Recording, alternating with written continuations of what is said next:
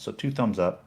But moving forward, still keeping it in the Hoyo realm, I did want to talk about, because we had this week with the 2.2 release, the release of Robin. And we mentioned it earlier. You pulled for, lost the initial 50-50, but got her after that. But let's talk into your experience with Robin and our thoughts, how we see her fitting into the meta, teams we can build around it, and go from there. So let's dive into that now. Now, talking about Robin, she just dropped this week in Honkai Star Rail with the 2.2 patch that went live. Now, we're not going to get into the story for 2.2 yet. We are going to do the typical thing that we do when a new patch comes out. We're going to take the week to play out the story, play some of the events. We'll give you more of our full thoughts on the story next week. But the character review, the character breakdown herself with Robin, she is a physical damage unit. She is in the path of Harmony, so she's a support type unit, providing a lot of buffs for the team and also providing a little bit of some turn manipulation with bringing teams up to the front.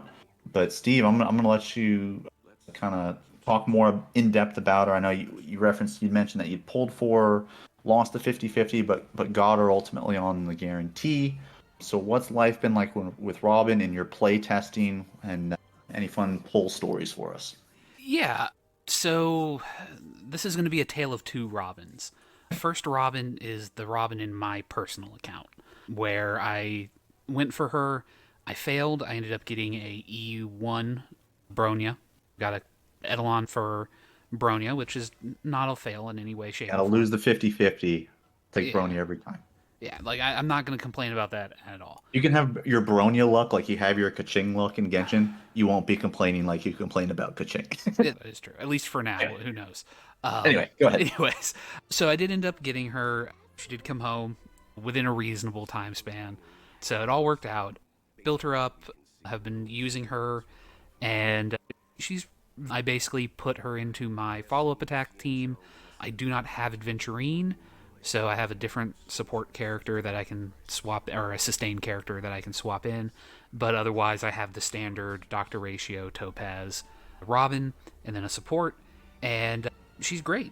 I will say that one of the things that I think surprises me about her is her ult does not feel as long as you think it should. That's purely a mouthfeel type issue where, because her speed is set to 90, typically I only get one, maybe two actions while it's up, and I feel like you want more. You want to be able to do more in that window. So having your other characters speed tuned to be very fast is definitely going to help. I believe the breakpoint is 180 because you need the speed of the concerto is 90, so you'd need to be 180.1, so 181, in order to get 2 turns during it faster. If I did the speed math correctly, I might be doing that horribly wrong. I'm sure that there is somebody out there who can correct me on it. You're talking about for the other characters' speed points. You're Yeah, not the talking other about characters, Robin's yes, breakpoint. yeah. Yeah, yeah, Her, okay. she really just needs to sit at like 117, 118. She's very low in her speed because she's ideally going to be spending the majority of her time as a singer who's going at 90 speed. The nice part is you don't really have to do a lot of speed tuning with her. She's not very speed heavy. You can just stack attack and energy Hmm. recharge are the two things that she really wants. You can throw a physical damage sphere on her. I lean more towards attack because I want to get that attack number higher because I'm not really expecting her to be the main driver of the damage on the team. I'm expecting her to hypercharge Dr. Ratio and Topaz and let them just nuke down enemies. And there is a noticeable difference between her and attacks and follow-up attacks in her ult form and other characters. The team's follow-up attacks and attacks while she's ulting versus when she's not.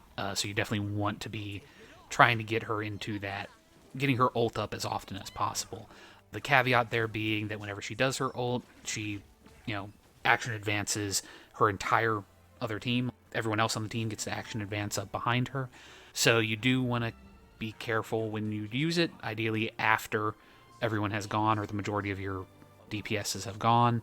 This way they can get that second activation. I also like to be cheeky and I'll use it like halfway through enemy turns or enemy rounds sometimes in order to split stuff up and try and get them advanced forward that way. But she's great. She's fun.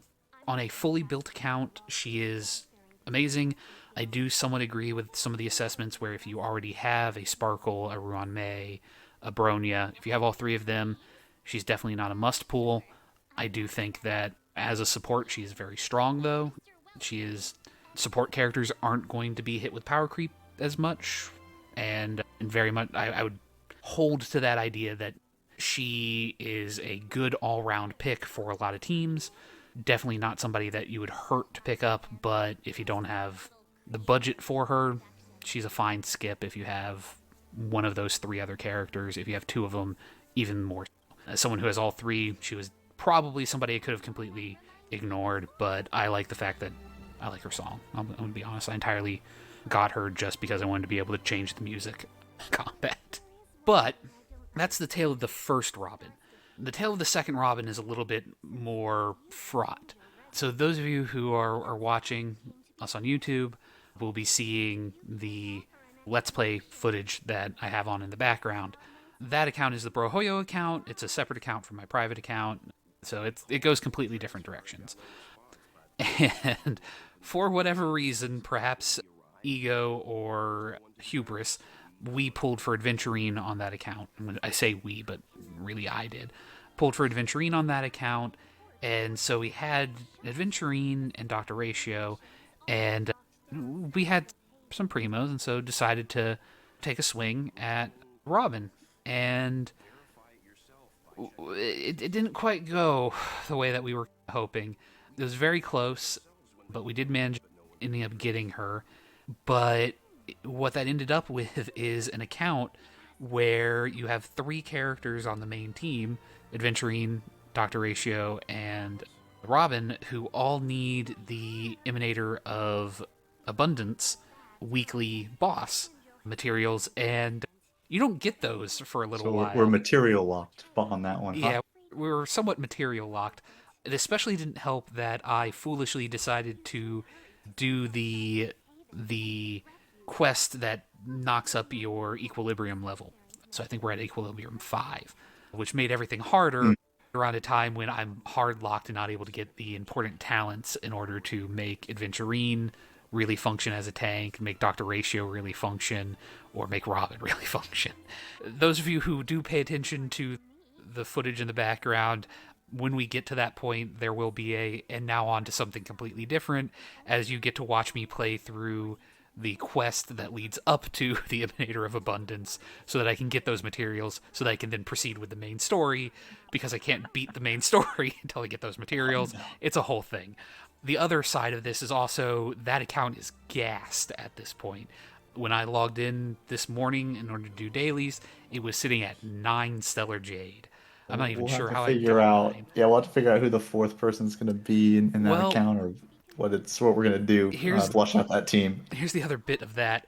Topaz is on the banner, so we're donkey rolling for Topaz. Okay, so yeah, I was going to say, because that's what I was about to say. Ideally, we would hit early on Robin, and then we can go get Topaz, and then boom, congratulations, follow-up team. But you'll be hard-pressed this patch to get enough here within the next 2 weeks to get her pulled, but maybe there'll be a follow-up unit down the road if we can't get Topaz that we can have maybe a little bit of time for. But yeah, I did want to talk briefly just about Robin's build. So for those that are pulling for Robin or plan to pull for this patch and build for, kind of like Steve had mentioned with support, is she doesn't have to be fast in and of herself. Basically, her speed breakpoint is going to be right around that 120 range. So you're going to be at 120 because one of her Eidolon, or not one of her Eidolons, excuse me, one of her talents boosts her, like at the start of battle, basically boosts her starting position. I think it was like 25 or 50%. So she should be the first person to go regardless of what her speed is, unless you have an absurdly fast member on your team. But to that point, for the best relic sets, like Steve mentioned, we're stacking attack because that's going to be the bulk of where she can buff other folks so that they can do their damage, whereas you can technically, with, like you mentioned, the sphere, do physical damage on the sphere, but if you do attack, that's just going to give more buffs to the team. So it looks body attack, Feet, you can technically do attack or speed, but again, for those reasons that I just mentioned, attack is going to be where we want to go. The sphere, attack, and then for the rope, we're going to be looking at energy regen.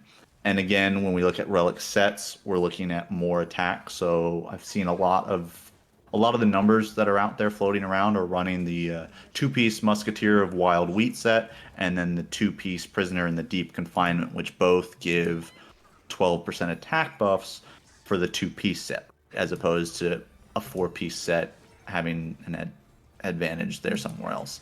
The next best numbers, if you can't farm those, is probably going to be the Champion of the Streetwise Boxing, which is the physical damage set, just going four-piece that. But again, the 2 and 2 are both giving attack if you go that first route. Plus, by going 2 and 2, it maybe gives you a little bit more flexibility in terms of finding, those main stats on some of those pieces.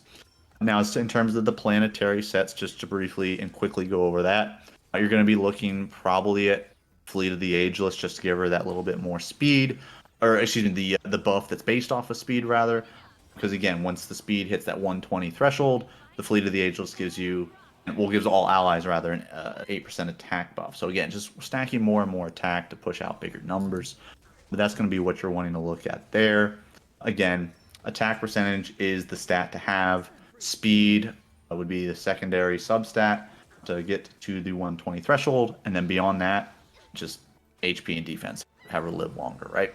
In terms of light cones, I don't know if you mentioned this or not, but for this patch, we're not necessarily her signature light cone is not a necessity because we are getting essentially a free one through the event and other quests that is catered and styled for. So it's a good free to play option. And I believe is that I forget what it's called. I want to say is it like is it For Tomorrow's Journey? Is that the one? I think I so. I say just remembered as the free to play event one. So unfortunately, Yeah, I'm useless here. yeah, whatever it's called. It's the free to play event one that we're getting this patch, which is a great option if you are free to play for her. Again, if you are looking at light cone, pulling for characters light cones, I'd maybe hold off on hers because we get that free one. And then even if you do spend in Honkai Star Rail, I would consider saving for some units maybe coming down the road that are more needing their specific light cone and not getting one catered to them. Similar to how we had when Silverwolf first launched, we had the light cone for Silverwolf that we got from the event as well. And then finally, just very briefly, we talked about team comps. You mentioned basically the big follow-up team, especially on our Brohoyo account we have would be Dr. Ratio, Adventurine, Robin, and then ideally Topaz. So we're still missing that Topaz bit, but that would be the ideal follow-up team that we've seen a lot getting run right now. I'll be interested to see the MOC statistics once this is done to see how predominant that team comp is. But there are some other options as well besides running the follow-up team of all those because maybe you weren't playing during the Doctor Ratio when we all got one for free. Maybe you were like me, you chose to skip Adventurine, but or maybe you skipped Topaz way back when she was run and you're pulling for Robin now so you can't get Topaz, right? For maybe an account like me, there is a dot angle we can play as well because she does give buffs to attack percentage, and that would be running a Kafka, Black Swan, Robin, and Ho-Oh, because Ho-Oh being a healer, but also giving an attack buff to your team as well, so just stacking attack. You do miss out on the crit damage buff that Robin provides as well, because dots don't crit. But again, it's all about stacking that attack percentage. So those are the two main teams I'm expecting to see. I'm sure there's other teams that people are going to theory craft and work out as well, but based off of the numbers and the charts that I'm seeing, those are going to be the two strongest ones. Do you have any other input or anything else from Robin that you've seen to add, Steve? Yeah, just two quick caveats. You don't need to build crit on her. Her crit is locked in when she's in her Correct. ult mode, so don't worry about crit at all. Crit is a dead stat for her functionally. The other is I would push back a little about the inner ornaments. I would say a equally good or a solid option as well is energy rope, and I believe it's Vonyak's is the energy recharge. Oh, Sprightly Vonex, yeah, energy Yeah, recharge 5% rate. When the wearer reaches 120 speed or higher, actions advance forward 40% immediately upon entering battle. Yeah, So don't need to hit that speed threshold, but energy recharge is a premium for her. So yeah, if she should be going first just based off of her talents that you get alone. So the secondary is kind of useless in that regards. But yeah, you can make an argument for energy regen rate. I would probably say that would be number two or three behind Fleet of the Ageless. But you can make a case for it. Yes, sir. just that would be my thought. Is at Yes, sir. minimum you're going to want a energy recharge rope. Yeah, maybe don't need to Oh, get yeah, one. 100% energy regen on the rope. That, yes, agree with that completely. That is what the numbers are fluctuate. And to your first point, and something, yeah, I did forget to mention, when she goes into her ult and the concerto is playing, yeah, her crit rate and crit damage for that are fixed. I believe what the crit rate is fixed at 100%. 100% and crit damage is fixed at 150, if I'm not mistaken. So those are not going to be affected by your substats. So just don't even worry about those on your substats for units or for excuse me for Robin specifically because yeah, they are ultimately useless. I think covers everything. All right. So that is the Robin review and breakdown. So best of luck on your polls again if you are deciding to pull for her and hopefully with some quick beginner tips there on her and an introduction to her, you guys are able to successfully integrate her into your teams. Or hey, maybe you guys find a composition that we need to consider in some of our theory crafting as well. But let us know about it maybe down below.